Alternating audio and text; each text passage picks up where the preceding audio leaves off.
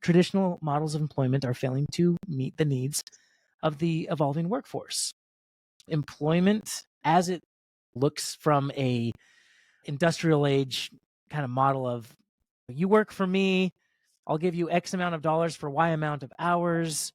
I'm the boss. I tell you exactly what you need to build and exactly what you need to do, and you don't ask questions. Just does not serve us anymore.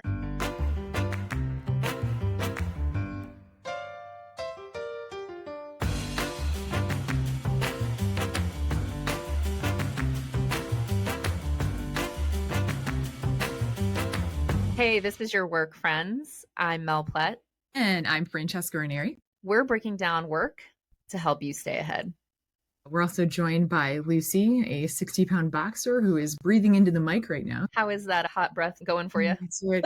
She's like the best dog, but her breath is just... Here's a mint. Here's a mint. I know. I gotta get some of those greenies. I'm like, I don't want to know. Oh, and there she is just... But panting is not Francesca. No, it is not. It is not. It's just like inappropriate.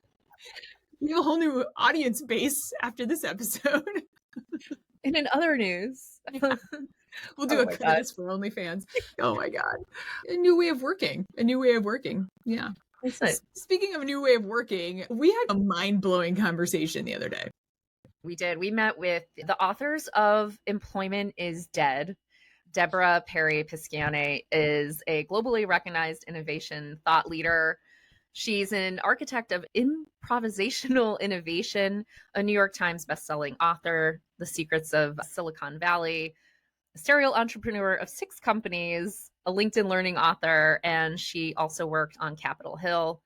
And then Josh Drean joined us as well. He's the co-author, co-founder, and director of employee experience at the Work3 Institute.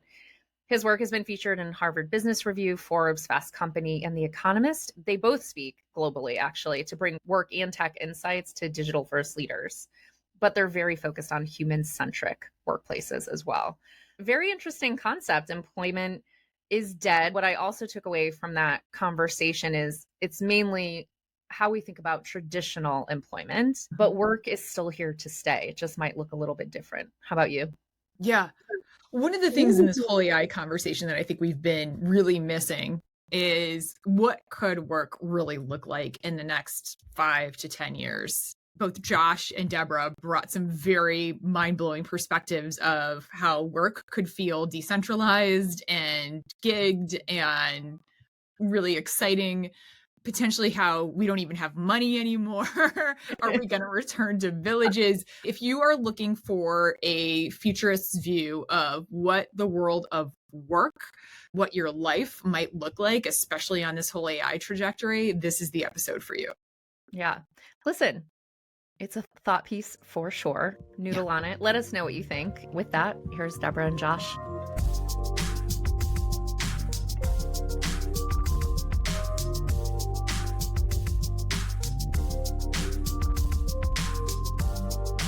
Welcome, Josh and Deborah. We're so excited to see you both. All right, we're going to set the stage and jump right in because we're in it. The title, Employment is Dead. Really bold statement. What led you both to this conclusion? Oh, yes. Employment is dead. Our bold pitch is that traditional models of employment are failing to meet the needs of the evolving workforce. Employment, as it looks from a industrial age kind of model of, you work for me, I'll give you X amount of dollars for Y amount of hours. I'm the boss. I tell you exactly what you need to build and exactly what you need to do, and you don't ask questions. Just does not serve us anymore. And when Deborah said it's dead, we do make the distinction that work and employment are 2 very different things, and we have just bled it together and don't think too much about it. But in the very first chapter of the book, we say employment is this construct that we designed that doesn't work. Work, on the other hand, individuals who want to build skills, who want to be a part of a company or a movement bigger than themselves, to belong to a community. That is what is important. So how do we reclaim some of those elements? And we talk more about this and we can get further into it, but I'm curious to have you weigh in on that, Deborah. Well, I wanted to give a little bit of another additional nugget on the backstory. Josh and I really thought we'd have a multi-year run rate with this book, and we'll be lucky if we have 5 months. because this concept of these jobs eroding is happening so quickly. So the world really needs to wake up.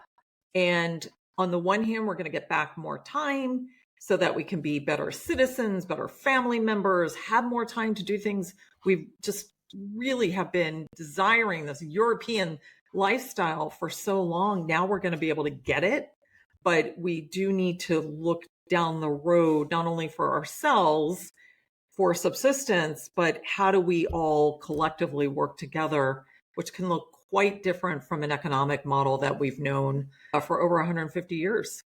Yeah, I think everyone's pretty cozy with how it's always been, right? That's always hard. But what I gained from the book was traditional jobs are gone, but work is here to stay. So the optimistic realist in me is employment might be dead, but work is here to stay. There's work that's going to happen. Do you agree with that? For the time being. Yeah, for the time being. I almost even though Waymo has been in San Francisco for quite some time, I haven't seen it in my Silicon Valley neighborhood until recently. And I was waiting to wave at the car, not realizing it was a Waymo, because I smile at people when they're waiting for me to cross the street. And I was like, there's nobody in that car.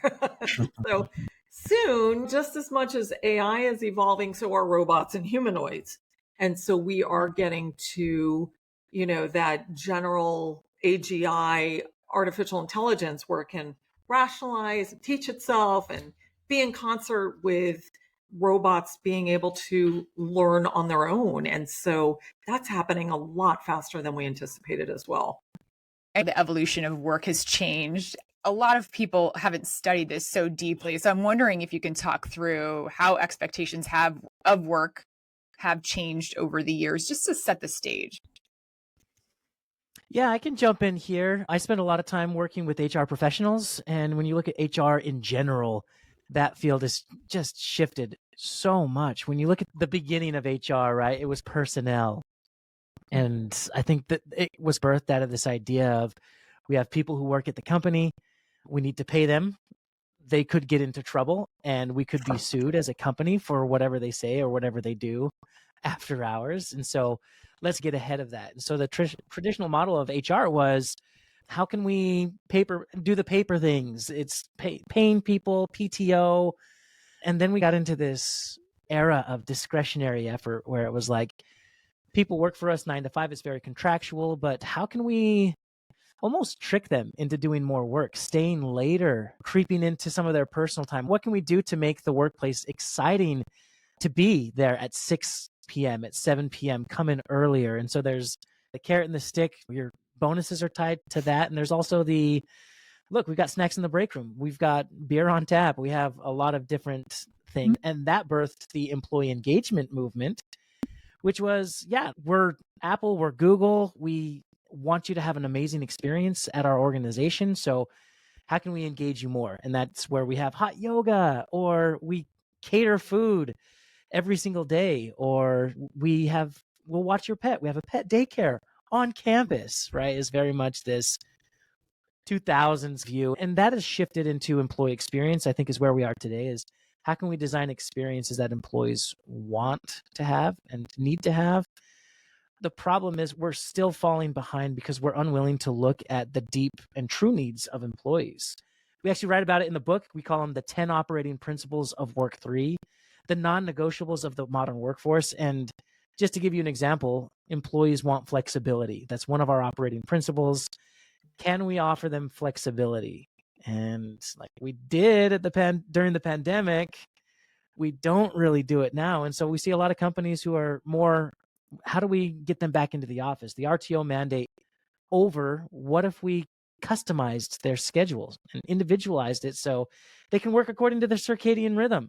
Yes, you can go get your kids at 3 p.m. because we know that you log back on at 7 and you work until midnight type thing. And so there's a lot of flexibility that we can be offering employees. It feels like we're still stuck in that model. Why do you think that is? Why are we still stuck? Today's model is based on really Taylorism, which Taylor was an engineer in the early 1900s who came up with the concept and said, people do not have emotions. They don't have feelings. They're just cogs on a wheel to get that widget job done. And that was really the creation around middle management as well. We became very consumed with time. And for someone like myself, I never understood if I didn't eat lunch on a particular day in my Washington, D.C. Capitol Hill office, and my work was done at 2:00, why do I have to sit there until 6? Because our hours were 8 to 6.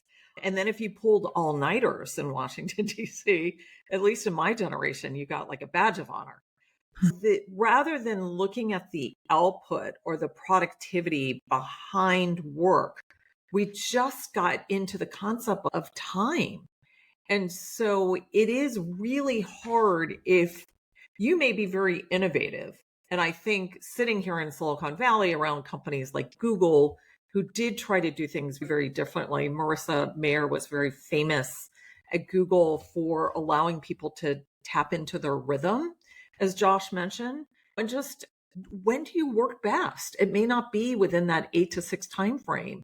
And I had to adopt that engineer model when I first moved to Silicon Valley, because every engineer I ever worked with was really extraordinary in the middle of the night. And that's when they got their work done.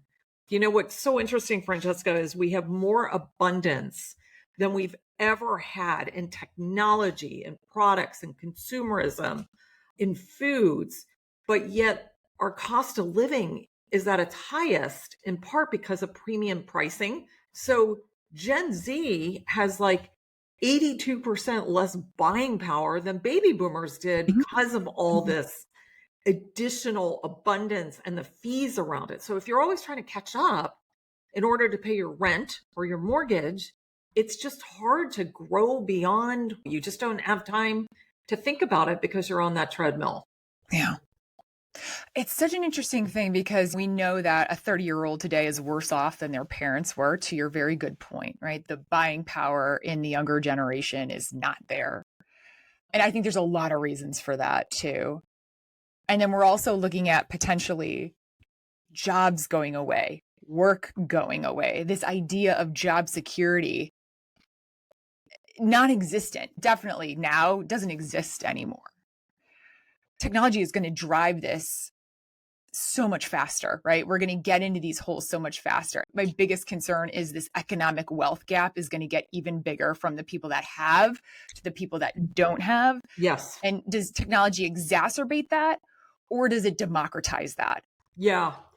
That's such a great question, because as Josh knows, I used to always say AI is going to democratize opportunity, but really what it's coming down to is digital fluency. Yeah. I sit in the middle of this stuff and trying to keep up with it day to day. I'm like, oh, you haven't heard about Manus? That's going to build out the company for you. That's Reid Hoffman's new startup. And Josh and I are very much on the global speaking circuit. And I'm lucky if a speech lasts 2 weeks. I'm constantly revising it. So there's exhaustion with keeping up, and you cannot keep pace with the 5 or so AI companies where they're going to be the winner takes all situation. There was a venture capitalist who made a famous statement as the SaaS kind of model where you would eventually exhaust those sales. In an AI model, you can not only take all the jobs, but you can take all the salaries of the people that used to work for you. It's endless. Yeah. The money is endless. Yeah. I was just reading AI 2027, that white paper that's out there too. And it just feels like it all starts to funnel up into 3 big things at the end of the day. And it's just, holy shit, is all the wealth and all of the abundance, if you will, going to ladder into these 3 conglomerates, whatever we want to call them. It's fascinating to watch. And the speed, my God. Yes.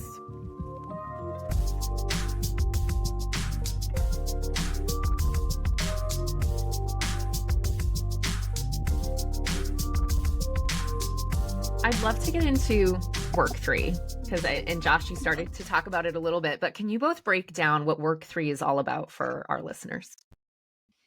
Yeah, so the Work 3 Institute is an HR and AI advisory where we help companies marry emerging technologies with workforce strategies. It's, hey, we want to use AI. We have no idea how to get started. We want to help our people better use AI and upskill them to be able to 50x productivity, 10x productivity, whatever the promise of AI is going to be.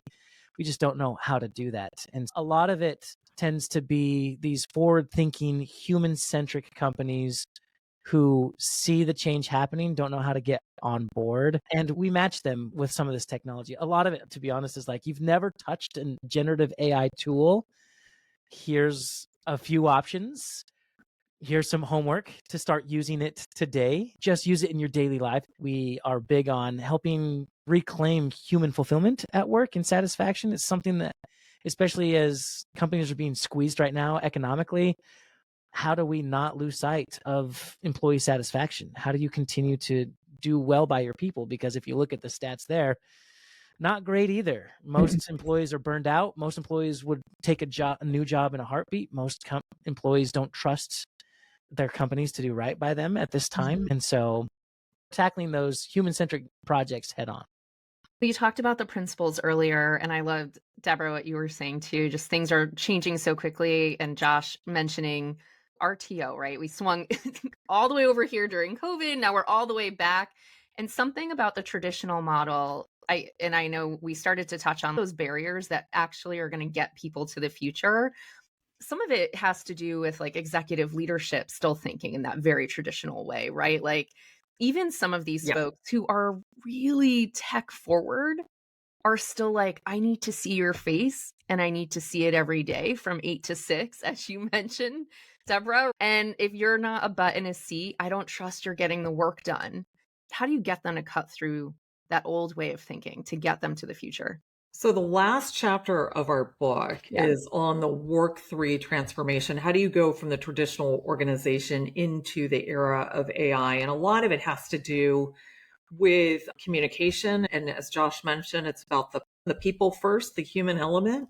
When we wrote this book, we really thought the adoption would come from a lot of the big organizations and the consulting firms. But what happened with Doge coming out and the geopolitical component of this is people were losing their jobs so much faster. And then there needed to be a proof point if you were in the hiring business that you had to prove that AI couldn't do that job.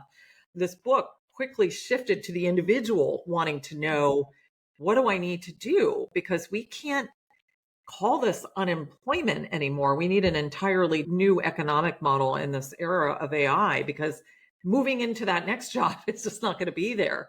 But I think, Mel, it's more about fear and holding on as long as they can, because they know this is happening. So I don't care if you're Accenture or you're a law firm or whatever you are, you know that AI is going to take over your business. It just is. And so let me hold on to the work element as long as I can.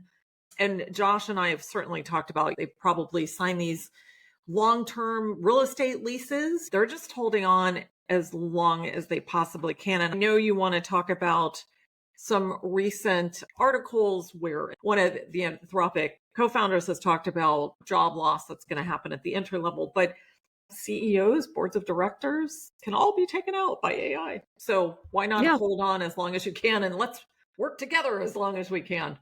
We saw it even 2 years ago, right? When they were testing AI, taking the bar exam or the accounting exam, and they're passing with flying colors. Like, absolutely. It's at all levels, not just entry level.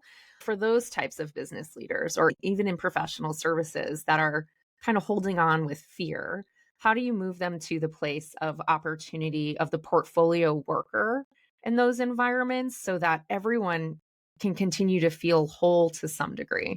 What's happening simultaneously is Gen Z coming up. We often talk about various kind of use cases or individuals, young people that have made a tremendous amount of money at 15 years old, creating a game on Roblox. And I think the average Roblox developer, Josh, teenager, makes about $65,000 a year. So, they're not going to want to necessarily come into what traditional work offers when they've had so much control and ownership over being that game developer. And so you are having this market. Yes, 50% of these entry level jobs, white collar jobs, are going to go away in the next 1 to 5 years. There's also a lot of interesting things happen on the Web3 side in the metaverse. Josh, You're really the expert here, so you should weigh in. Yeah, the answer is if you look at the pattern over time, companies who operate in fear, especially large companies who don't take the risks that Deborah's talking about and don't push things forward, will risk obsolescence. That's just how it is. And the argument that we make again is that if we are still having the employment conversation, and that's exactly what we're having right now, which is, oh, are you at a 9-to-5 full-time employment with one company or unemployed? Like, those are the only two options. This doesn't make sense. And the younger generation, to Deborah's point, already has abandoned traditional 9-to-5s. They are abandoning college right now. They are adopting AI, and they are pushing forward in a way that doesn't even make sense to these aging leaders who have been doing this for so long in a certain way. It's just outside their scope. Mel, you mentioned a DAO, or a decentralized autonomous organization. Some of our more progressive clients are piloting DAOs within their organization right now, which sounds like a scary word or a Web3 new thing, but really all it is, like, we don't need decision makers at the top of one person, a manager, making all of the decisions and just telling us exactly what we need to do. You hired me because I have skills and I have a voice and I'm creative, and there's a lot more that I can offer to the team. So what if we distributed tokens to them?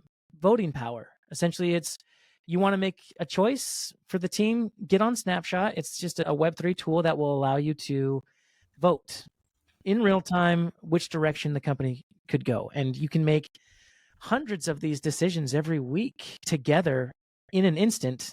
And once the group has decided collectively which direction they need to move, then a smart contract will execute and say, all right, that's the direction that we're headed. And now you have hyper agile teams that they're not bound by the same red tape. Their hands aren't as tied as other teams.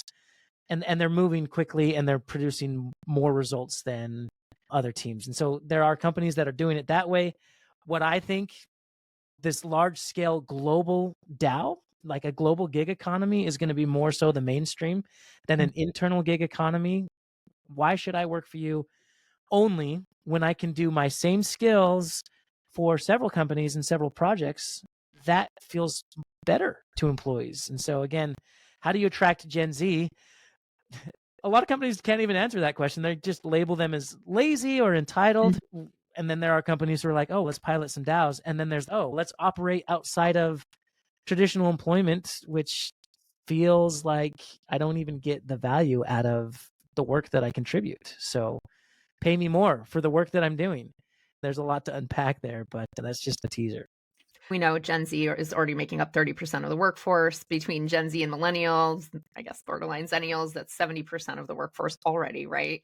And Gen Z want to feel like they're co-creating the workplace with you. They're not just showing up and being told what to do. So I actually love that concept of the voting piece that you talked about. Where is this working really well? I know you can't share client names, understood, but where are you seeing this working really well? What are you hearing from feedback where you are testing this out? Abroad. Yeah. Abroad. Good. Of course. Switzerland, Germany. Why am I not surprised? Yeah. Yes.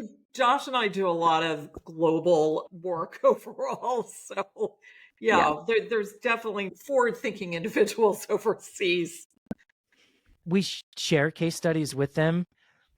It just feels like a couple standard deviations away from what they are willing to do, right?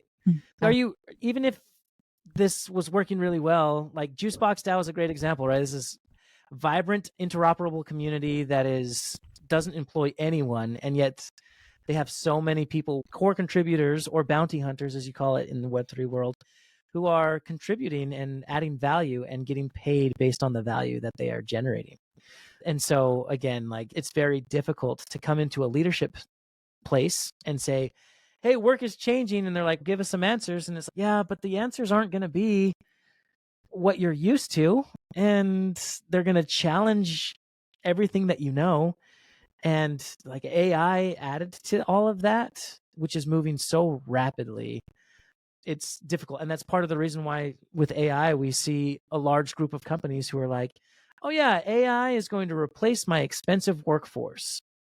and people are tossing around, oh yeah, we're just going to be unemployed. Everyone's going to be unemployed. It's guys like, broaden your horizons, maximize the skills that you have, and you will always be working.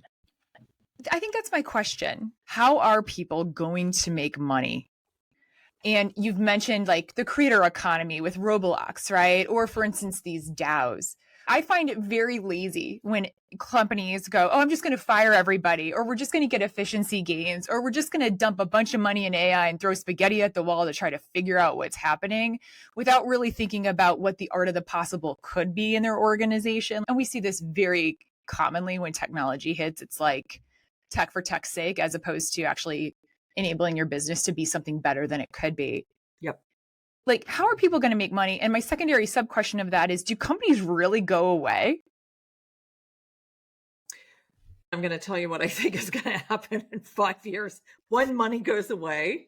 Josh, why don't you do the interim step? Because that's the beauty of our collaboration is Josh is in the thick of things. And I am looking more at the economic models of the future.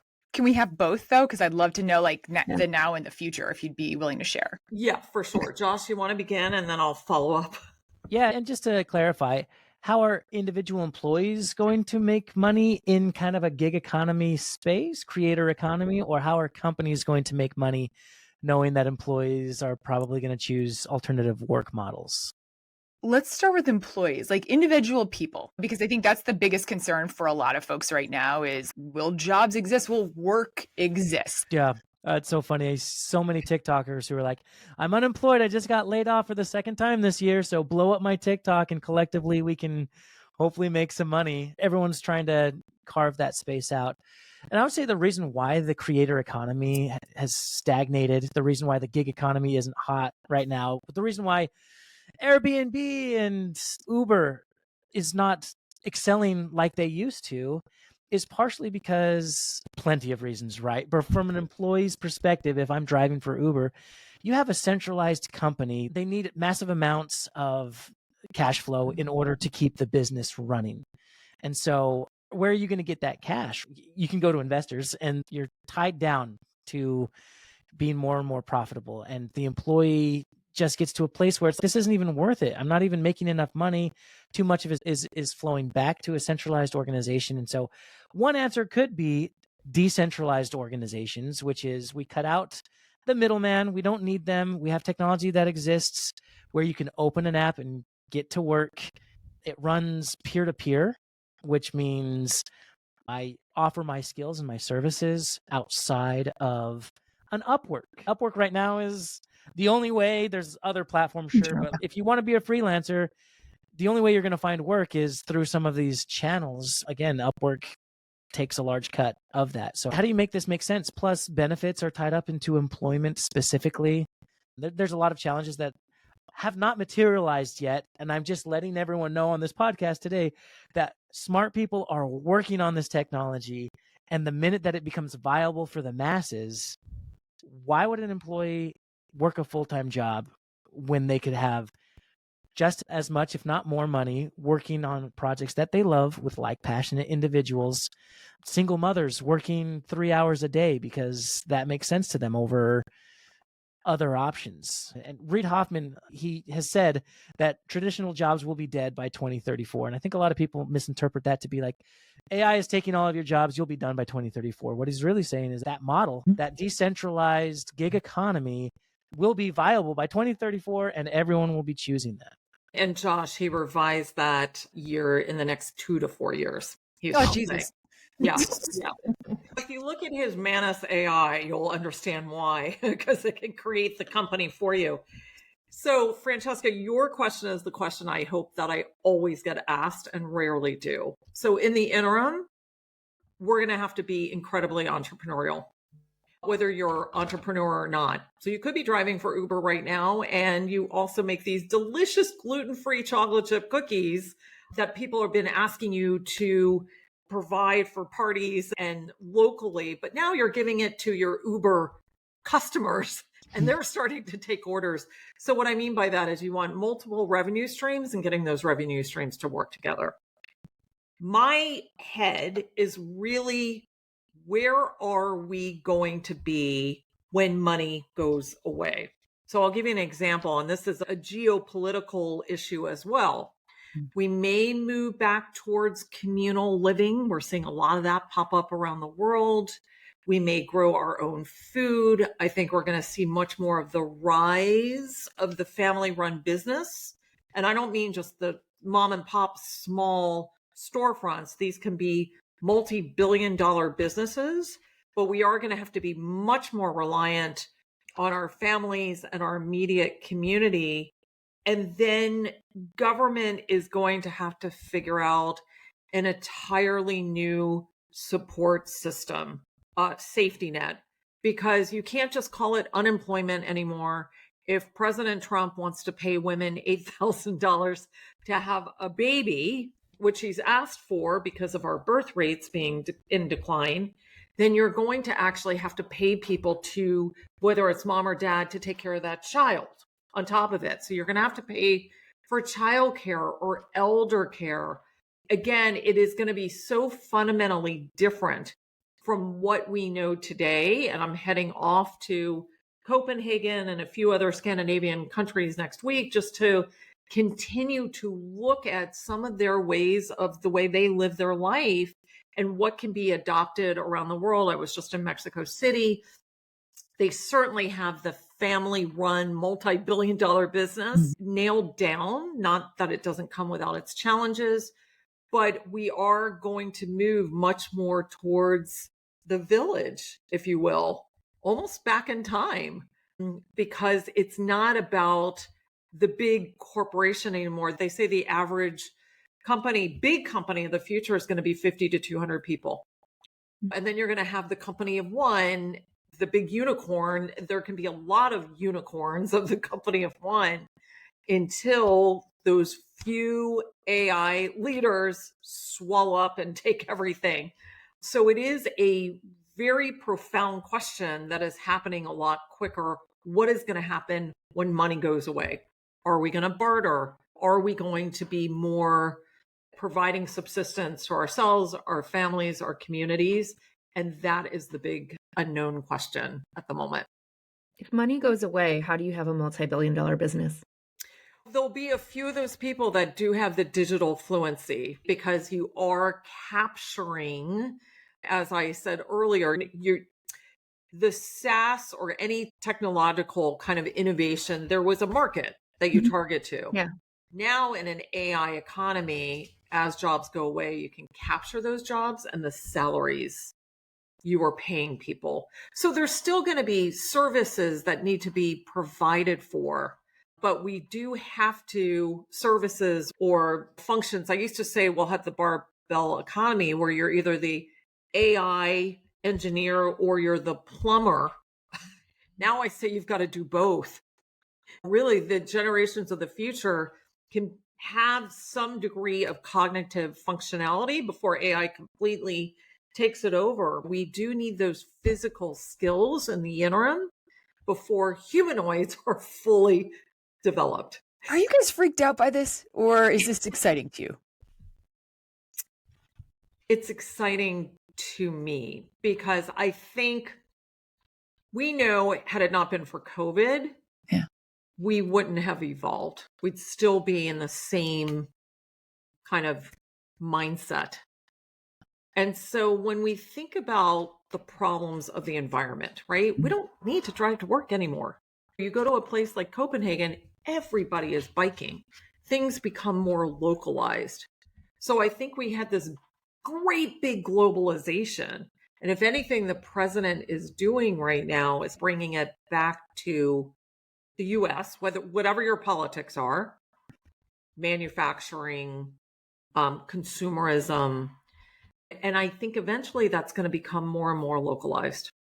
Knowing humans' capacity for change, and this is happening so quickly, that will there be, in the short term, a lot of pain. No matter what your religious perspectives are, there is a belief that we're coming into the era of the feminine.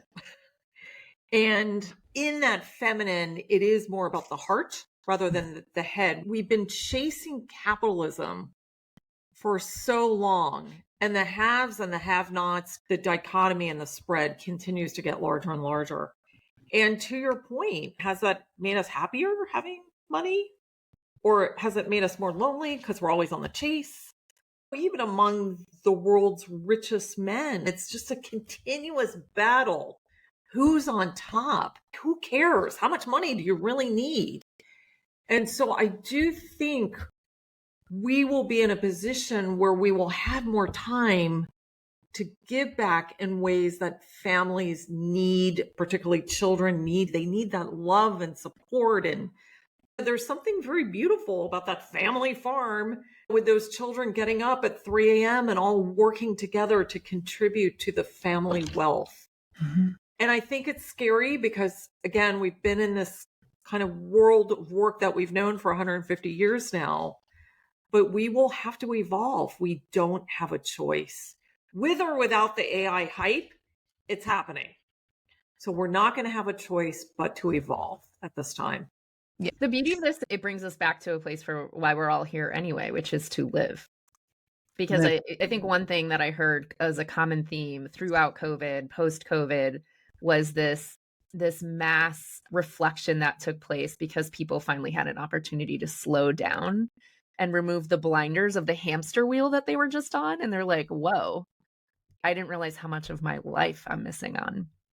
And so it's interesting it seems pretty optimistic to me, although I think there's a lot to work through and there may be a lot of scary things too. But at the same time, it gives us the opportunity to be just human beings and exist. What about the people that are like freaked out? We talk to people all the time that are, I'm going to lose my job. AI is going to take my job. You've got obviously Anthropic guy saying, you're not going to have a job. What do you say to those folks? I would say it's not black or white. I have a job and I don't anymore. If you have skills that you want to develop, if you have things that you're passionate about, start chasing them now. And don't worry about the certifications or the college degrees. Like, that stuff is irrelevant. Just build your skills alongside AI, and there will be a place for you, whether it's gig economy 3.0, whether it's in a creator economy world. But like, the YouTube has shown us that like you can make a video on anything and you can find a following and make money off of that. A decentralized gig economy will be more than that. It'll be, what skills do you have? Let's apply it in these ways. AI will be able to match you on projects. You don't have to look for clients. You don't have to beg companies to hire you with your cover letter. It'll be as easy as opening an app and getting started, but definitely hone those skills. God, the death of the cover letter. Please, I was God. just going to say, you just made like every employee happy to hear that. I don't know if you guys are of the generation. I actually had to mail it in the mail. Oh yeah, early days. So you didn't have to go through that, I don't think. But I'm a little bit more draconian. I am wake the hell up.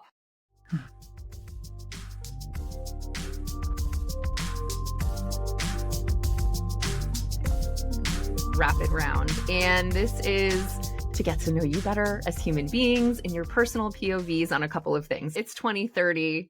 In one word or one sentence, what's work going to look like? Dead. Decentralized.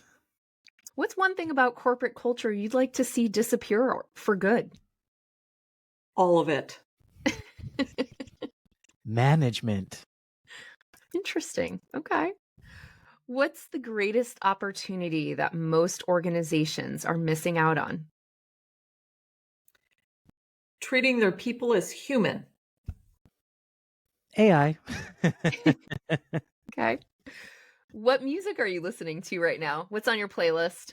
Keeping you happy? I'm going to Coldplay tomorrow night. Oh, that's amazing. Amazing. Love it. Do you have a favorite song from their albums? Oh, many. Just love it. Yeah. Okay. How about you, Josh? Yeah, all of my like early 2000s punk rock fans, they're all putting out albums now. So we've got some All American Rejects in there, some Jimmy Eat World. They're keeping me happy by feeding me more music. Yeah, I listen, Gen X and millennials and zennials over here. We had the best generation of music coming up in that time. Everyone's coming back. No one can argue that. No.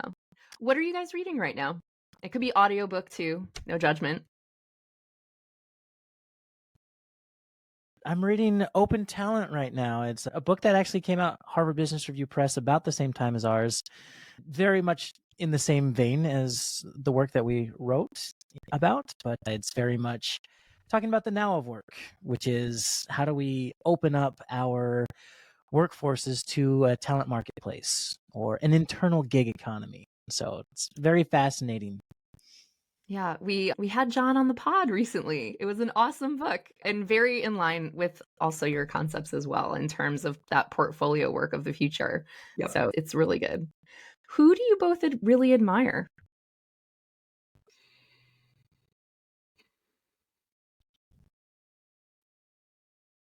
I am a work nerd, so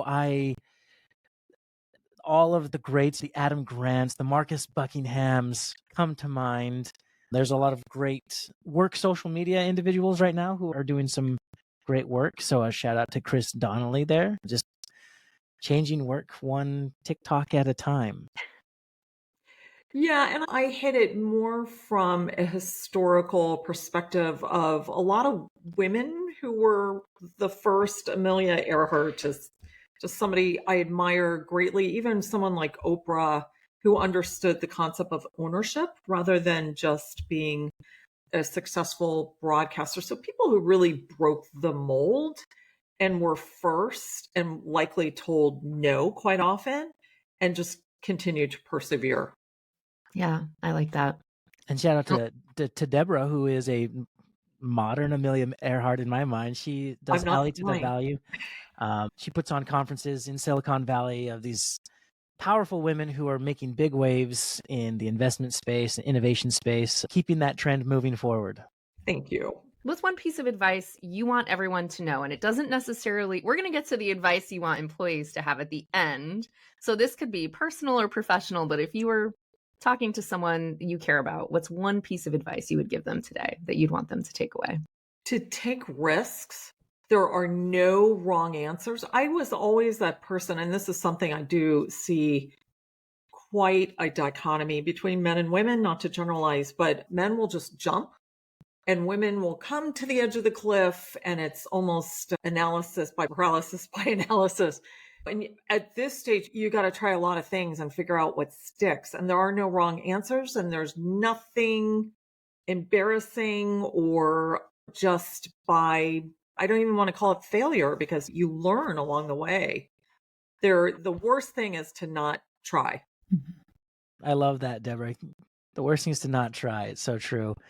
I would say, and this tends to be aligned with the content that we write about, is prioritize skills over experience. I have a younger brother who's considering going to college right now, and he's, hey man, is it worth it? I'm seeing a lot of stuff about it. And when I was a kid, there was no other option. It was like, go to college. That's the only way to get skills. But nowadays, there's so many other options to learn and grow. And so I would say, don't worry about the piece of paper. And yes, college is a great experience. The community side of it is great, but like you need to make sure that you are at least graduating with skills that are going to be attractive in the marketplace.